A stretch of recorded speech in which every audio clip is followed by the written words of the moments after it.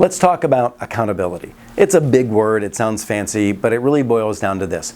Other people holding us accountable for the stuff that we need to do. By the way, this is the basis of great weight loss programs. It's the basis of 12-step programs like AA and others. It's showing up and letting a group of people peer pressure you to some extent into the things you want to achieve. Look, I got to tell you, we let ourselves down all the time, and sometimes it's actually more difficult to let another person down than it is to let ourselves down. We've been letting ourselves down for years. Why don't you give somebody else a shot to try to hold us accountable for stepping up? Look, I remember when I was a sophomore in college, and I used to brag a lot, all because of my insecurity. I didn't think I deserved to be at that school, and because I bragged a lot, I also dropped a lot of names.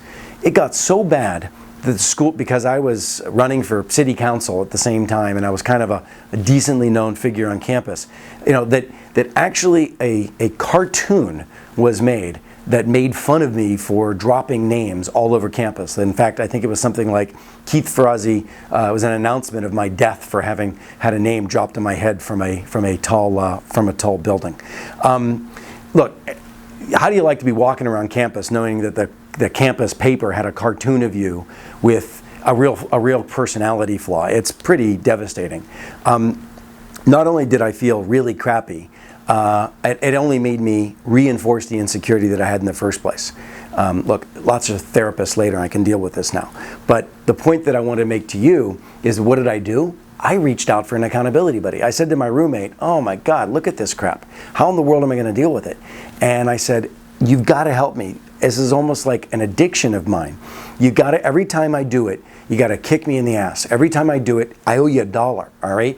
Do me a favor. If you ever hear me bragging incessantly, if you ever hear me dropping a name, kick me under the table, do whatever you can, but just stop me, right? Because it had just become this familiar habit for myself. And it worked. I lost, maybe 20 or 30 bucks, but it worked.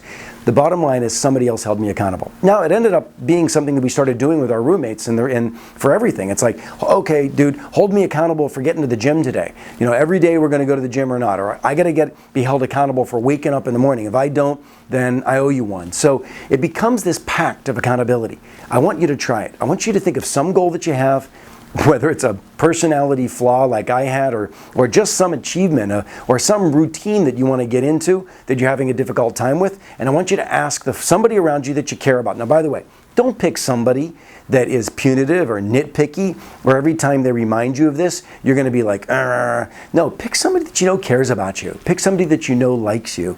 Pick somebody that you know actually has your best interest at heart. Now give them the license to kick your butt, all right? Accountability. Go get an accountability buddy.